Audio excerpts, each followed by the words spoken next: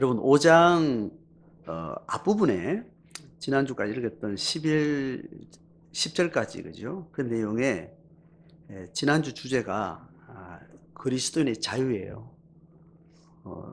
자유에 대한 이야기를 제가 조금 강조해서 적용적 관점들을 제가 여러 가지로 이야기를 했습니다. 오늘 5장은 계속 자유를 어떻게 목회적으로 제자도적 관점에서 하나님 나라의 실천적 방향을 향해서 이렇게 계속 설명을 하고 있어요. 그러니까 갈라디아서가 쓰게 된 계기가 신학적 논쟁으로 인해서 율법주의가 들어오게 되면서 기독론으로 딱 요약되는 기독교 핵심 진리의 근간을 흔들어 놓게 되는 겁니다. 그래서 신학적 도전이 일어나서 복음에 대한 기본적인 정리가 혼란해지게 되면서 목회적 필요를 해결하기 위해서 바울이 갈라디아서를 쓰게 돼요. 갈라디아 지역에 있는 이제 교회인들에게 이제 보낸 거죠. 그래서 어느 정도 신학적 정리를 쭉 4장까지 이제 쭉 해왔죠. 그러면서 신학적 정리가 되면서 자연스럽게 목회적인 방향으로 전환을 합니다.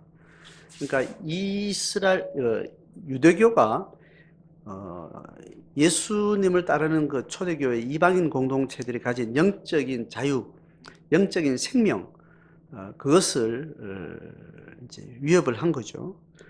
그렇게 해서 그것에 대한 해명을 하고 나서 그 해명이 다시 복음의 바른 방향으로 이어갈 수 있도록 목회적인 어떤 필요하고 연결시켜 나가고 있어요. 그러니까 지금 이제 5장으로 넘어오면 이제 유대주의, 율법주의 이런 신학적 논쟁에서 이제 빠져나오고 그 율법주의를 넘어선 복음 안에 있는 참 자유가 어떻게 사용되어져야 되느냐, 이제 그 부분을 이제 설명해 나가는 겁니다. 그래서 기독교인의 자유라는 개념을 선언을 하고 5장을 이어가고 있는 거죠.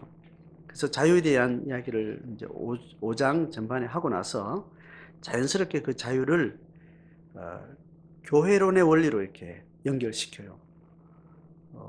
자유는 제자를 부르고 나서 제자가 경험하게 되는 인격적 경험이에요. 영적 경험이에요. 모든 영, 혼, 육의 억압으로부터 자유로워지는 그 부름으로 하나님이 세상에서 우리를 건져내시는 거죠.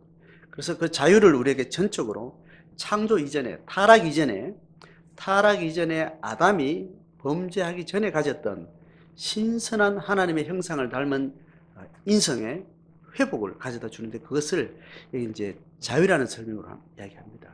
왜 자유라는 이야기를 하는가 하면, 하나님을 떠난 인간이 영혼욕의 전 영역에서 인간이 묶이게 된 힘이 뭐냐 하면 억압이에요.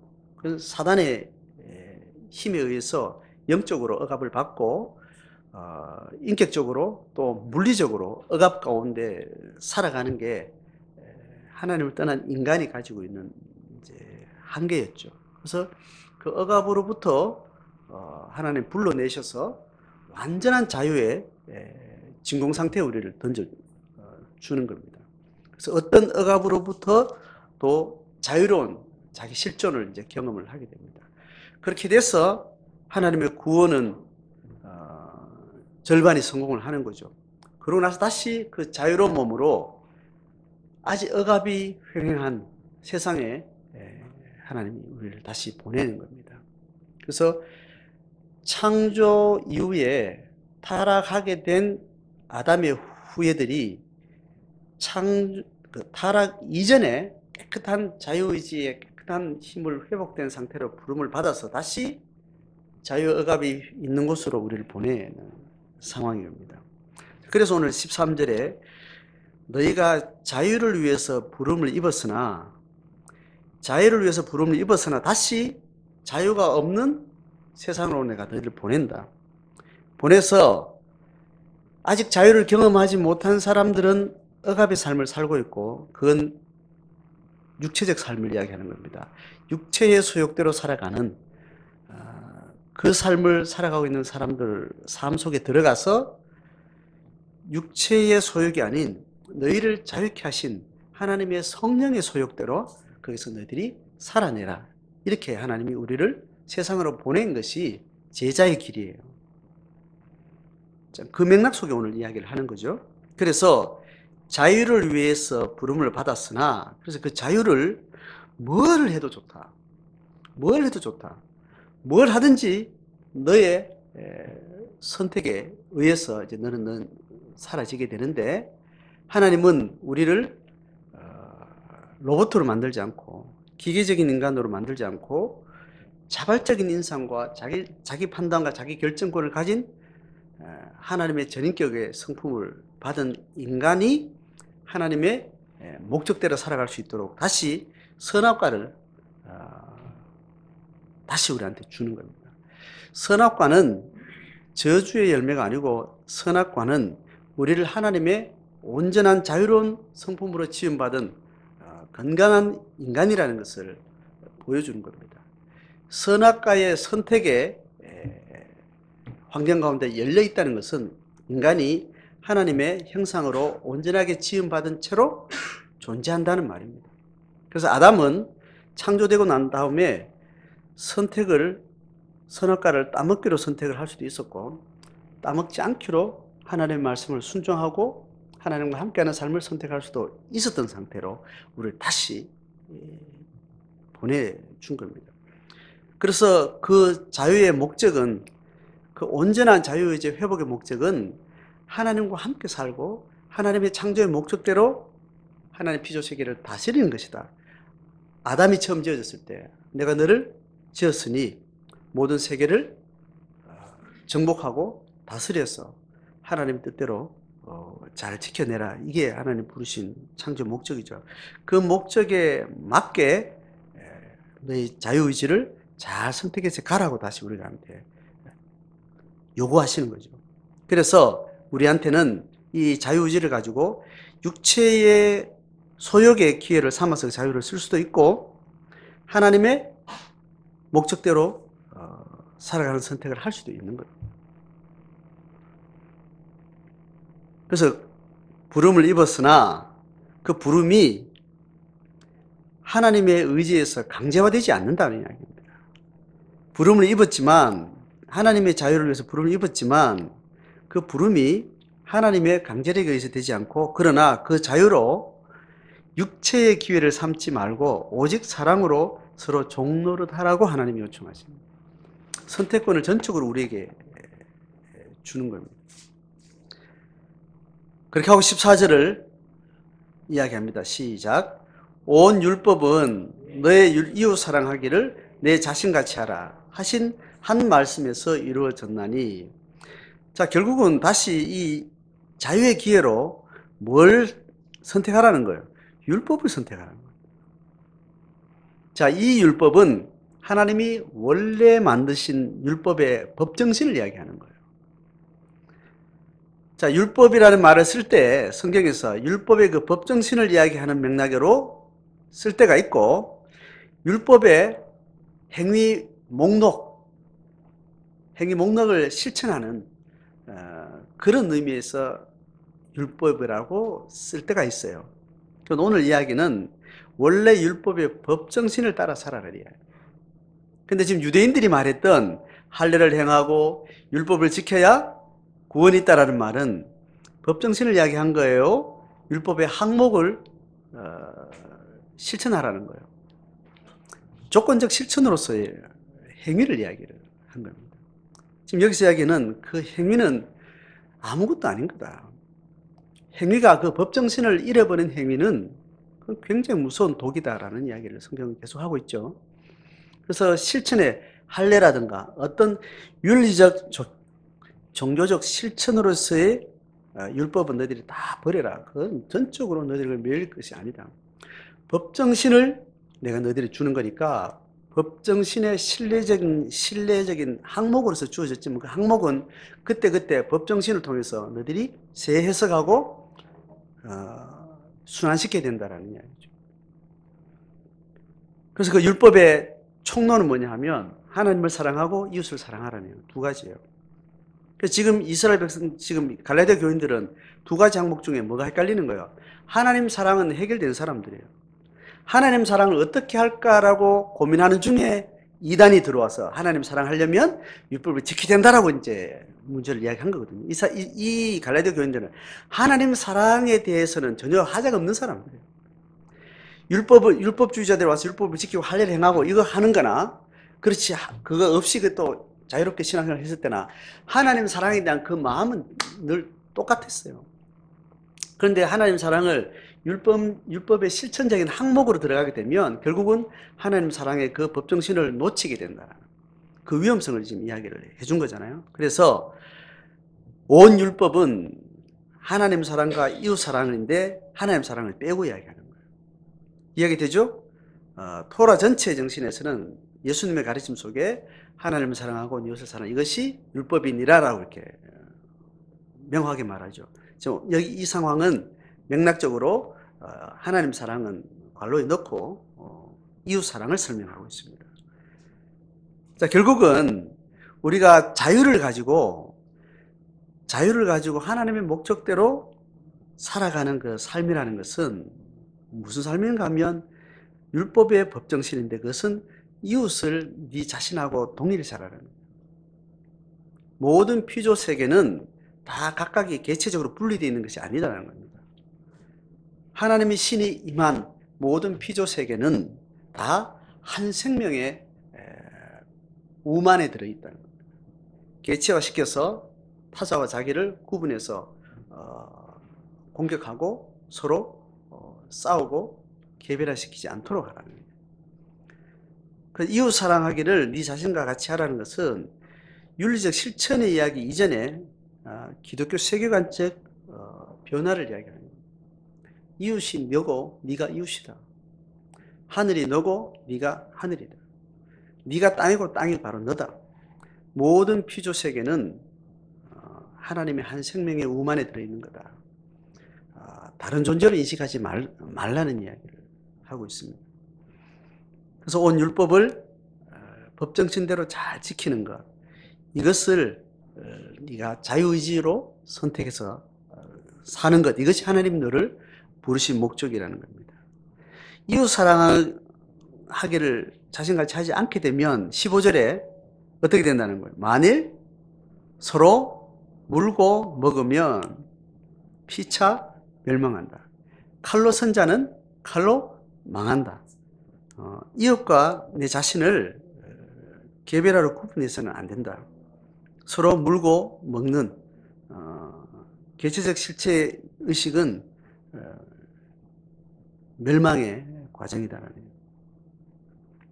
자, 이렇게 딱 두 갈씩으로 설명을 먼저 합니다.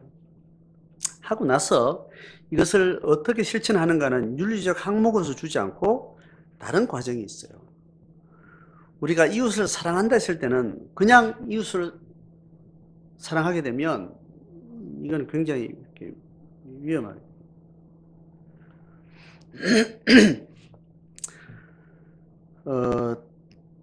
토란을 아시죠? 토란.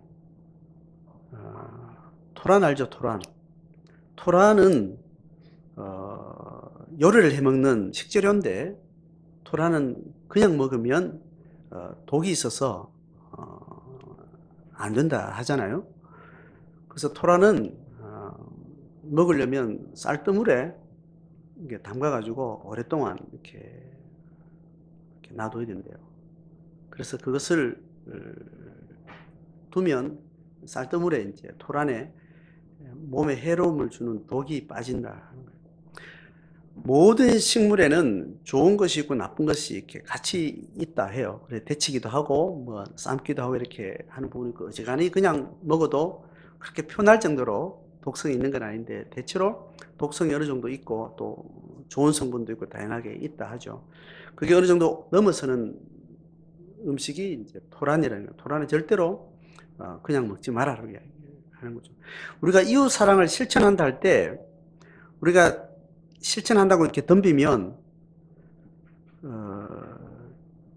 안 된다는 이야기를 목회적으로 하고 있어요.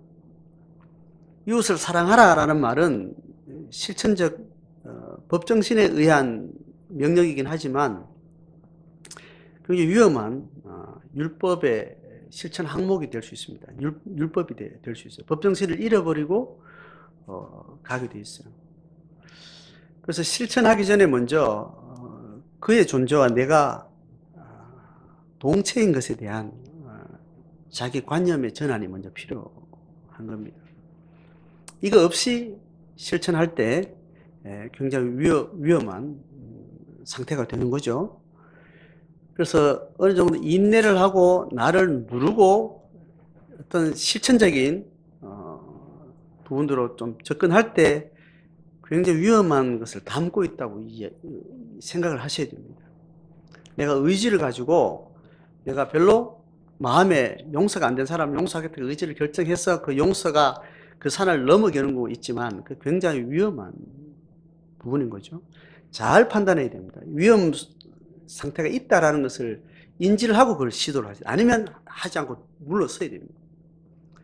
내가 산을 넘어가는데 쭉 산을 넘어가는데 내가 가는 가속도 힘으로 산을 넘어가서 이 속도 들어가면 저 언덕을 넘어갈 수 있겠다고 판단이 되면 더 밟아서 넘어갈 수 있겠죠. 그죠? 근데 이 속도로는 도무지 못 넘어가게 생각하면 브레이크 빨리 잡는 게 맞는 거죠. 그래서 내가 어떤 실천을 할 때, 어떤 남을 사랑한다는 실천을 할 때, 그 실천이 내가 그를 먼저 마음으로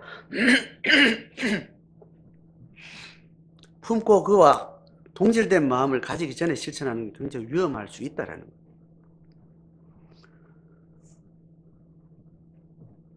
자, 그 중간 과정이 뭔지를 이제 설명합니다. 그게 16절부터예요.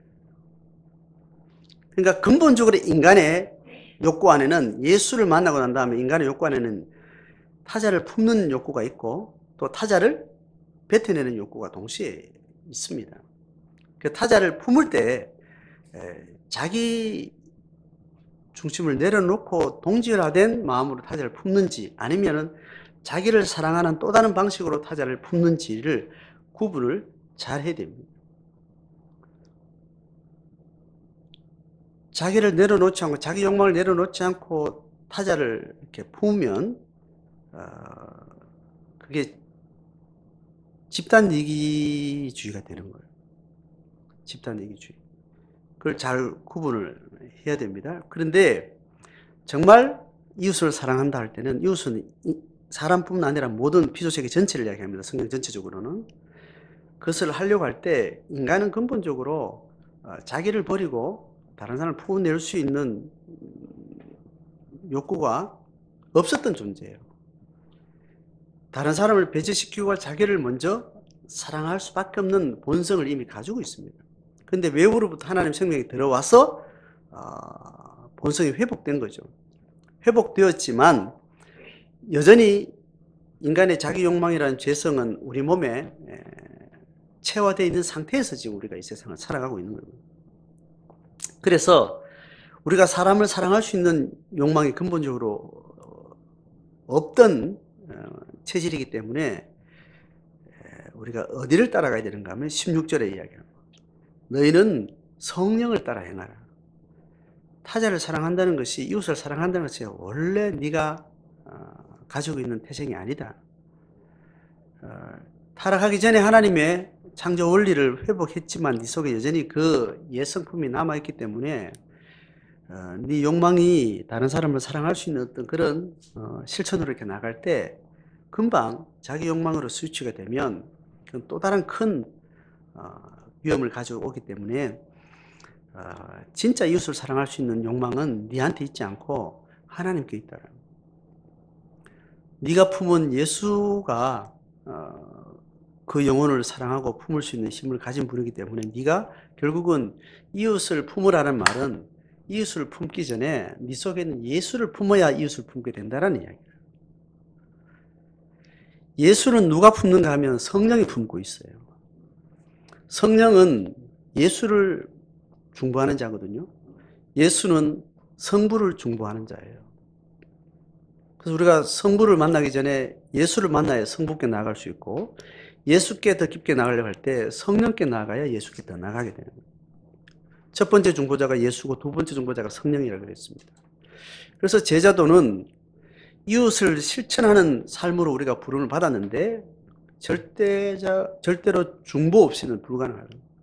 그 중보는 신분의 중보도 예수가 또 성령이 우리에게 줬지만 삶의 실천적 중보도 성령을 통해서 예수를 통해서 결국은 모든 닫힌 관계를 열어가는 생명을 가지고 우리가 그들에게 나갈 수 있다는 이야기.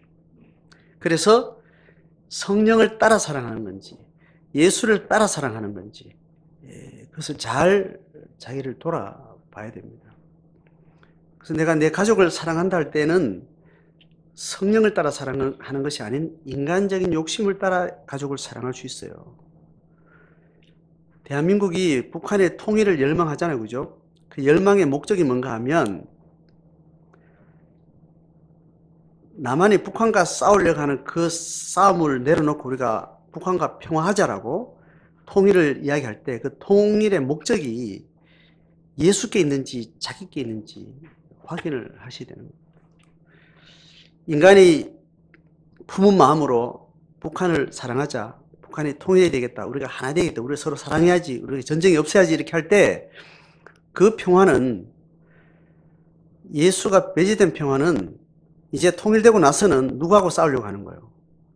일본과 싸우려고 하는 거예요. 중국과 싸우려고 하는 거예요.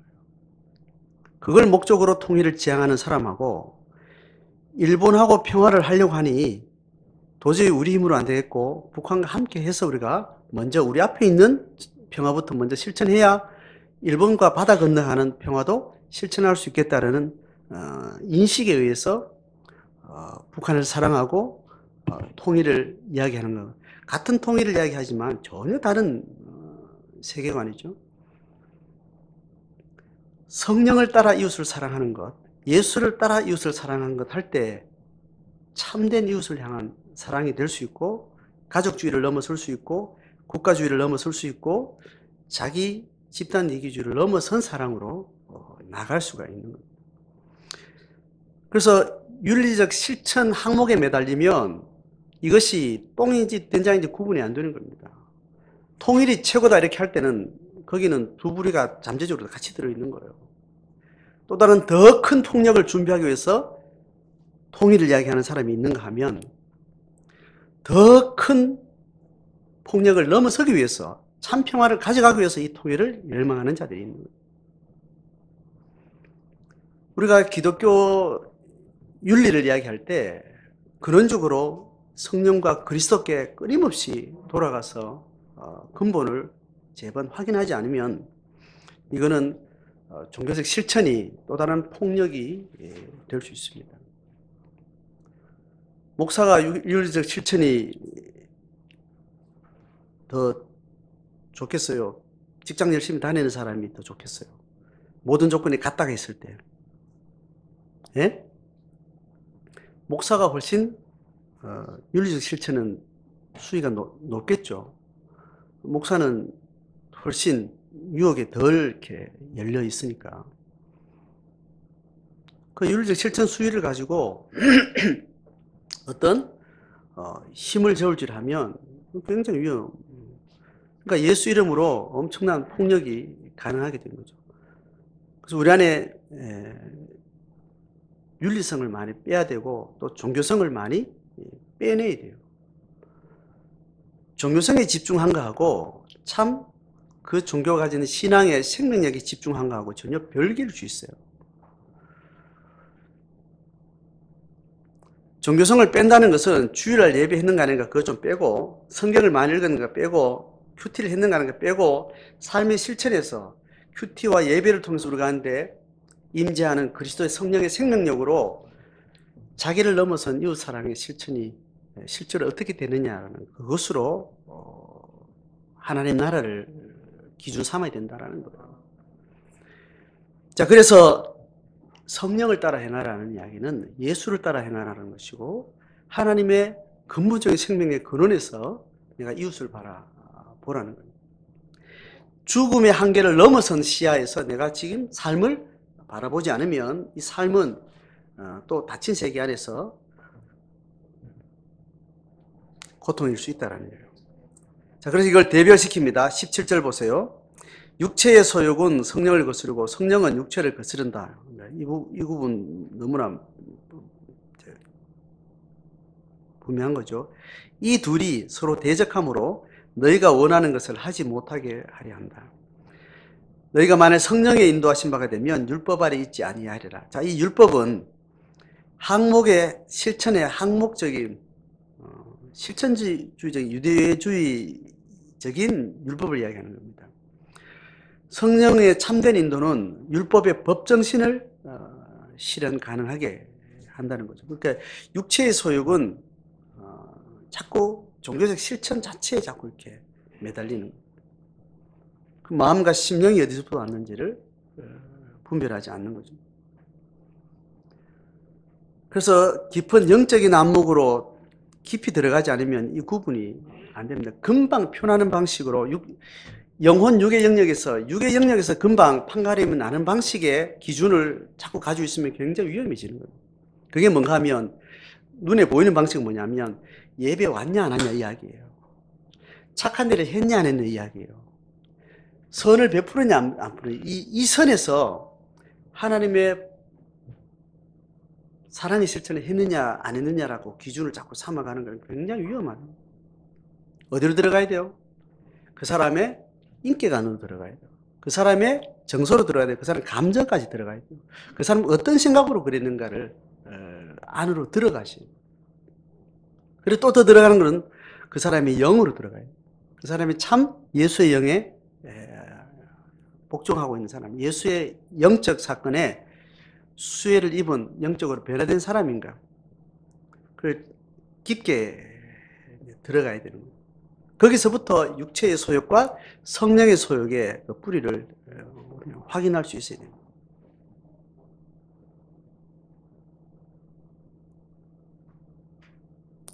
자, 그러고 나서 육체의 일과 성령의 열매 실천적 덕목의 내용으로, 구체적인 실천의 덕목의 내용으로 다시 나와서 쭉 설명합니다. 이거는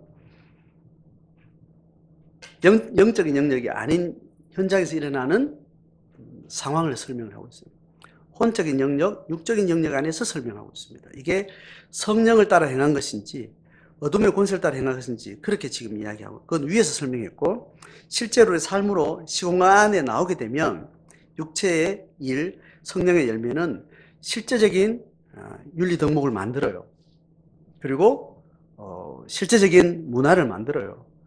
실제적인 윤리 실천의 어떤 현상들이 이렇게 나타나게 이렇게 된다는 겁니다.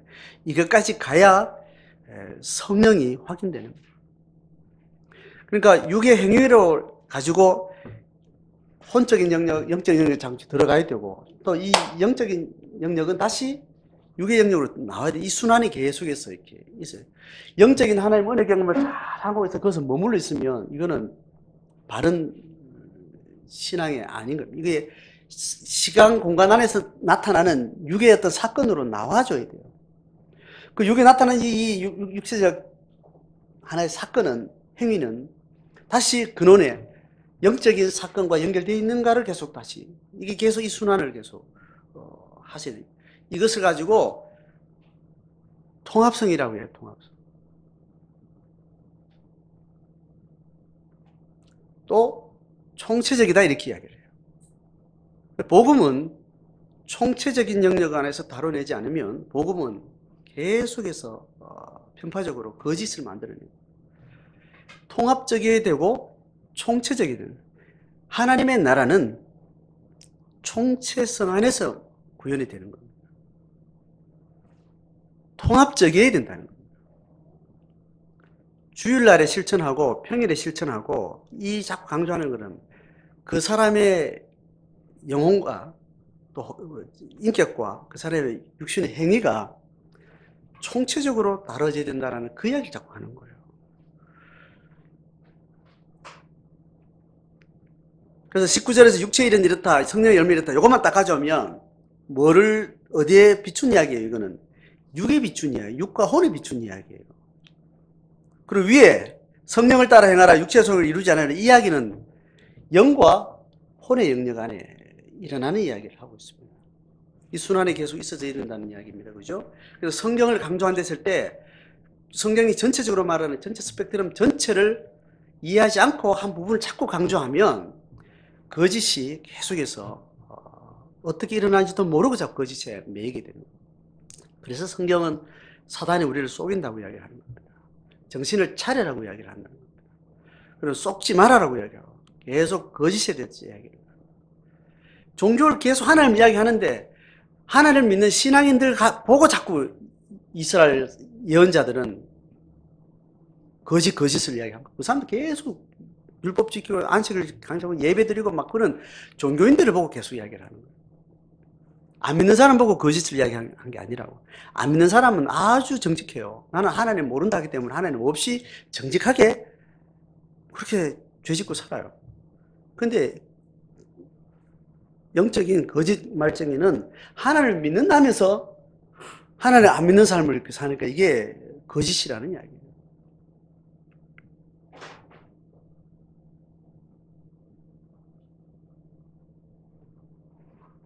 자, 다시 들어갑니다. 육체일 봅니다. 음행, 더러운 것, 호색, 우상 숭배, 주술, 원수 맺는 것, 분쟁, 시기, 분냄, 당진어, 분열, 이단, 투기, 술취함, 방탕함, 여러 가지로 분석을 할 수 있어요.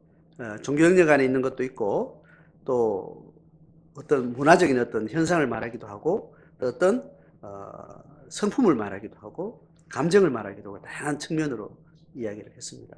이렇게 나타난다는, 이런 식으로 현실화 된다라는 이야기를 하는 거죠. 성령의 열매는 어떻습니까? 품성만 가지고 이야기해요. 품성. 이걸 실천하라 그러면 어떻게 실천하겠어요? 성령의 지혜가 있지 않으면 성령의 열매를 맺으라 하면 사랑이라고 앞에 뭐 쭉 우리가 나열할 수 있죠. 굉장히 고상한 단어예요. 그리고 공중에 뜬 이야기예요. 이걸 실천한다는 것은 현장에 대입하는 어떤 지혜가 없으면 굉장히 모호한 그런 이제 실천 윤리가 되겠죠. 그죠? 자, 오늘 갈라디아서 5장을 통해서 바울이 이야기하려고 하는 것은 굉장히 중요한 이야기를 지금 세 층위로 좀 다루고 있습니다. 자유 문제, 그리고 성령과 육체의 소욕이라는 인간의 근본적 욕망의 진원지를 설명하고, 그 다음에 이것이 실제적인 성품으로 구체적인 현장의 사건으로 만들어지는 양갈래의 예를 이야기를 하고 있습니다. 그 육체의 일과 성령의 열매 이거 자체에 매이면 안 됩니다. 뭐 하나를 막 해보려고 뭐 이걸 덤벼서는 안 됩니다. 이런 식으로 나타난다는 것을 이야기하는 겁니다. 사랑이라고 하면 이건 다 하나로 수렴돼요. 뭐로 수렴돼요? 사랑으로 다 수렴돼요. 사랑에 의해서 희락이란 뭐 다양한 8가지 나머지 열매라는 것들이 나타나기도 하고 그렇게 드러나겠죠. 자, 24절부터 26절까지 제가 봅니다. 그리스도 예수의 사람들은 육체와 함께 그 정욕과 탐심을 십자가에 못 박는다는. 자, 십자가에 못 박는다는 것이 뭘 의미하는지 이제 우리가 추상을 해볼 필요가 있습니다. 우리가 가지는 욕망, 성령의 소욕에 속하지 않은 자기 이기적인 자기 욕구, 자기 욕망을 예수 십자가에 다 내려놓는다는 겁니다. 이것은 욕구를 내가 아무리 달성을 하려고 해도 채워지지도 않을 뿐더러 이걸 내가 안 가져도 이미 예수 안에서 채워졌다라는 것을 우리가 승복하는 거예요. 내가 욕구하는 이 욕구의 근본은 예수 십자가 안에서 예수가 죽음으로 말하면 내 안에 근본적으로 이미 채워졌다라는 것을 시인하고 거기에 내가 매달리지 않겠다고 내가 놓아버리는 거예요.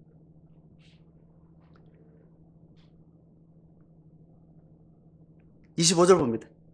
만일 우리가 성령으로 살면 또한 성령으로 행할지니, 성령으로 산다는 것은 예수와 연합하는, 예수와 내적으로 하나 되는 것. 그렇게 하면 성령으로 행해진다는 것은 다른 사람이 내 존재와 동일하게 이렇게 느껴지는 거예요.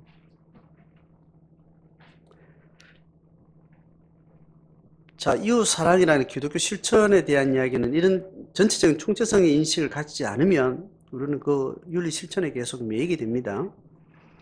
자, 이 이야기를 제가 할 때마다 시간과 공간의 연속성 안에 자기를 인식하는 걸 이야기를 제가 강조합니다. 이 부분은 너무 중요하기 때문에 알아듣는 분도 있고 덜 알아듣는 분도 다양한 층이 있지만 제가 설명을 계속 합니다. 지나간 시간, 오늘 시간, 내일 시간, 시간은 과거, 현재, 미래로 자꾸 쪼개집니다. 쪼개져서 자기는 현재에 있다고 자꾸 생각하는 겁니다. 미래하고는 따로 떨어져 있다고 생각해요. 과거의 일은 내게 아니라고 생각을 하는 거예요. 근데 하나님은 과거의 일과 현재의 일을 동시에 지배하시는 분이기 때문에 우리에게 자유의지를 주셔서 하나님의 마음으로 성령으로 따라갈 때 지금 일어나는 문제는 과거의 문제에서 이어져서 일어난 문제이기 때문에 오늘 문제는 과거 문제와 연결되어 있다는 인식을 가지고 과거의 사건에 내가 책임의식을 가지는 겁니다.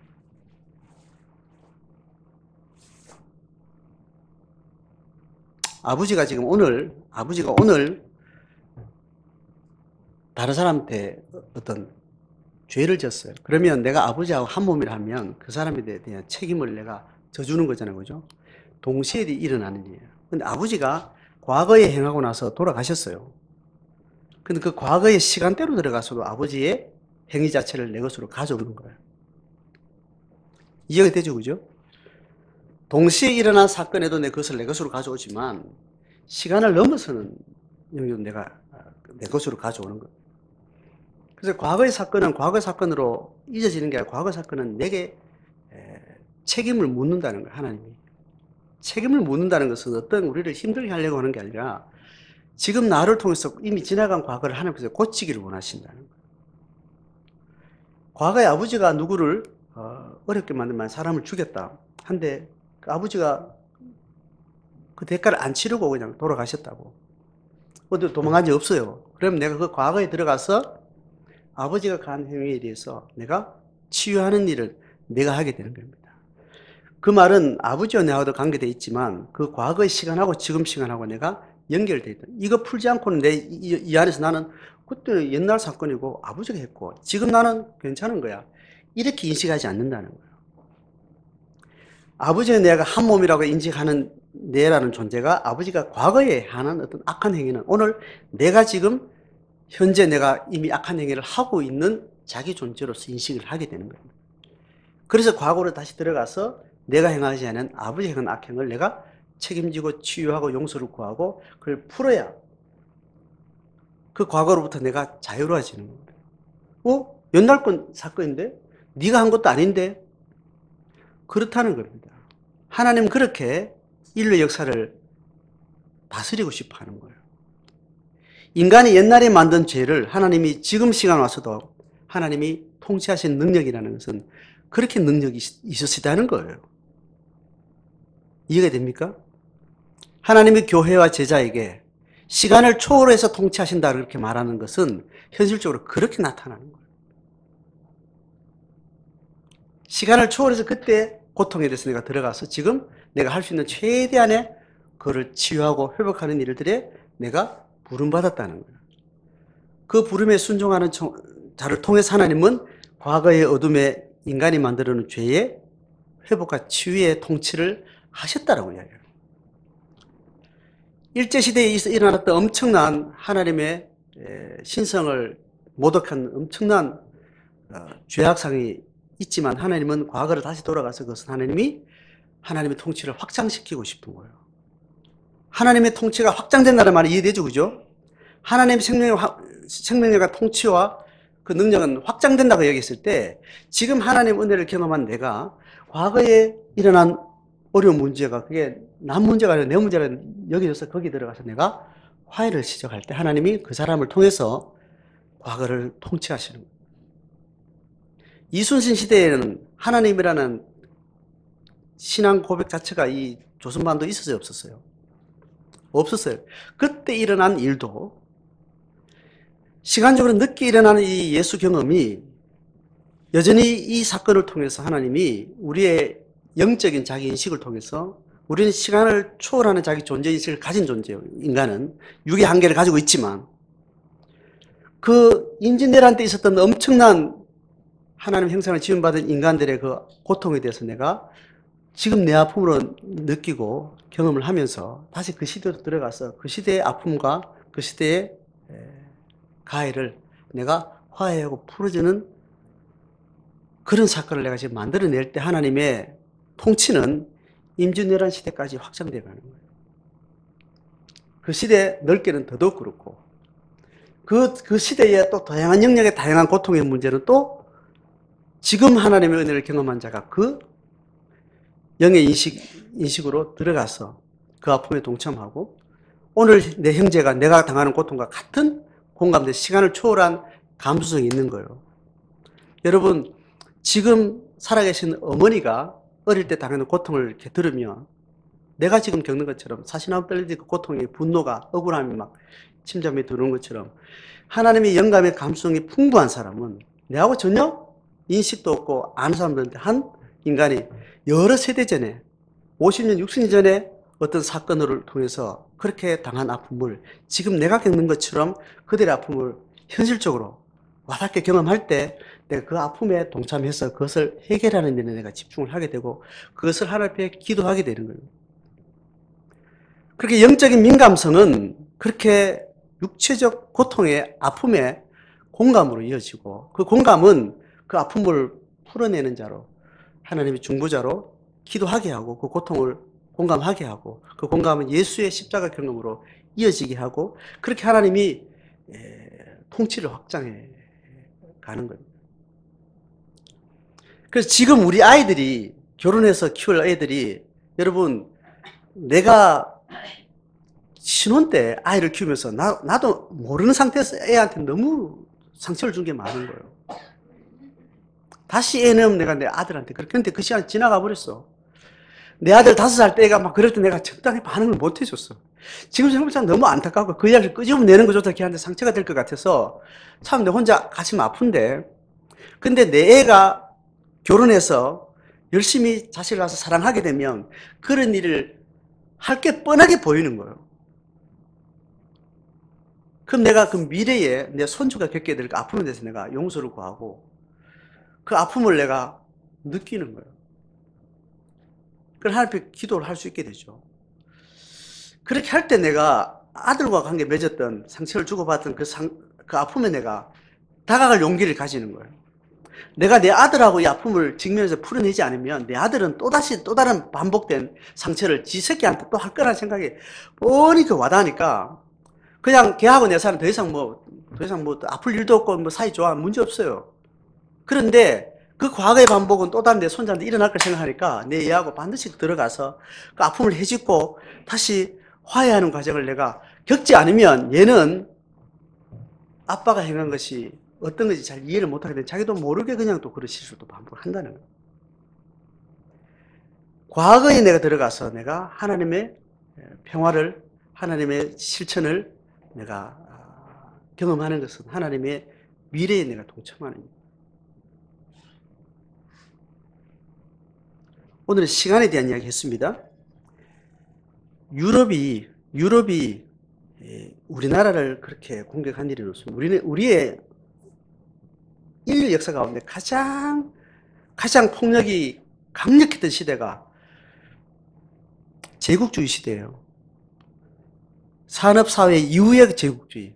인류의 제국주의 이때는 로마 시대 이전부터 제국이라는 것은 폭력을 커져 왔는데 인류 역사 속에 가장 무서운 폭력은 산업혁명이 일어나고 난 다음에 과학이 발전하고 난 다음에 일어난 전 세계의 그 제국의 주도권을 유럽 국가들이 가졌을 때 그들의 제국주의 시대가 가장 폭력이 많았던 시대. 가장 많은 살인이 집단적으로 일어나고 가장 엄청난 지옥 같은 사건들이 일어나는 거예요. 그 이전에 인류 역사에 했던 모든 자락성을 다 포함해도 이만큼이 안 될 정도로. 그래서 우리가 몸으로 겪은 경험은 일본을 통해서 제국주의의 가해자를 경험한 거예요. 그런데 제국주의가 전 세계에 100년, 200년 편만한 동안 엄청난 고통들이 있었는데 우리는 제국주의 주도권을 가지고 있는 피해자의 경험밖에 없는 겁니다. 그런데 많은 영역에서 유럽을 중심으로 하는 선두주자들이 제국주의의 어떤 그런 주자가 됐을 때 전 세계는 엄청난 고통을 겪은 거예요. 우리는 부분적으로 우리 경험 속에 있습니다. 그런데 우리의 경험은 또 다른 어디에 있어요? 아프리카에 있고 남미에 있어요. 남미 대륙과 아프리카에 우리가 겪었던 것보다 더 잔혹하고 그건 아직까지 우리는 그나마 그거를 빨리 빠져나서 제국주의 주도 1세기를 빨리 한 세대 안에 들어왔잖아요. 여전히 그 제국주의의 그 구조 안에 있는 대륙과 국가들이 여전히 있어요. 공간적인 우리는 공감대를 제가 있으면 설명하려고요. 우리는 가해자를 용서해야 되고 하나님 앞에 그 가해자를 용서해달라고 그래야 되고 그 용서가 돼 피해자들의 원한이 회복이 됩니다. 우리가 일본을 용서해야만 그들이 가해하는 원한이 우리한테 족쇄가 풀어져요.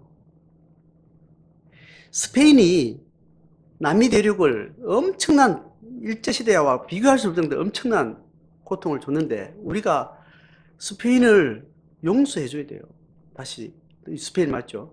유럽의 제국주의 시대에 악랄했던 그 시대에 대해서 우리가 용서를 하나님 앞에 기도해줘야 돼요. 그래야 그 남미의 원한들이 몇 세대를 걸쳐서 일어났던 그 원한들이 풀어진다고. 거기에 하나님 나라가 하나님 통치가 회복되려면 그 하나님의 본질의 영의 경험을 한 자들이 거기에 끼어들어서 그 관계를 풀어주는 그 기도를 해야 됩니다.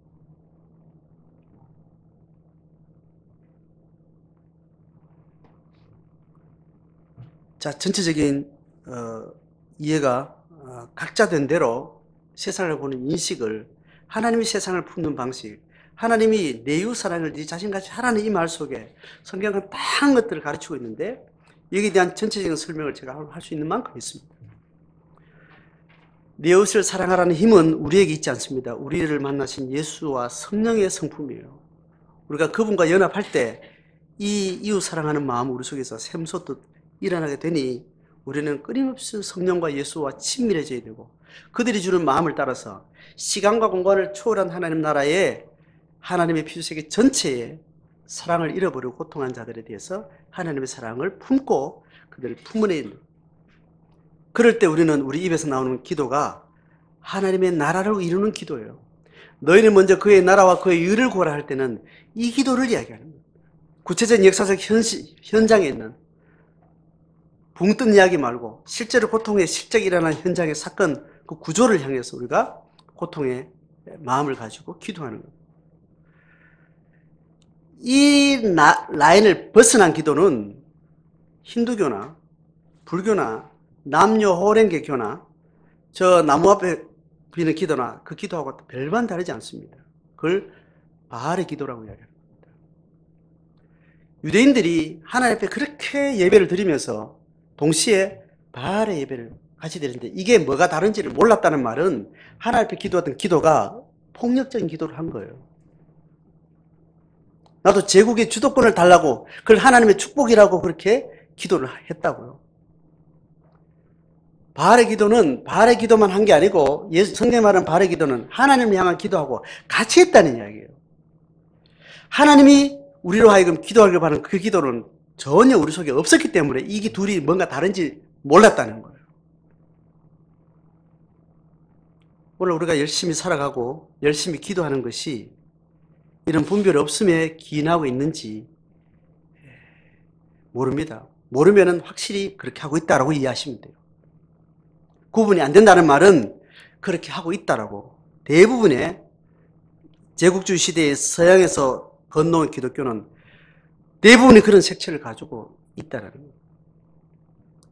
500년 뒤에, 1000년 뒤에 지금 우리가 십자군 운동에 대해서 그렇게 역사적으로 비판하는 것처럼 남얘기하는 것처럼 인류 역사 속에 제국시대에 그 제국시대에 있었던 모든 교회가 했던 그 행위에 대해서 또 지금 십자군 운동을 이야기하는 것처럼 또 그렇게 또 이야기할 거예요.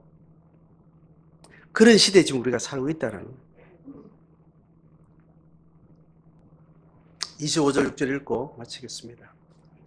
만일 우리가 성령으로 살면 또한 성령으로 행할지니 헛된 영광을 구하여 서로 노엽게 하거나 서로 투기하지 말지니라. 아멘.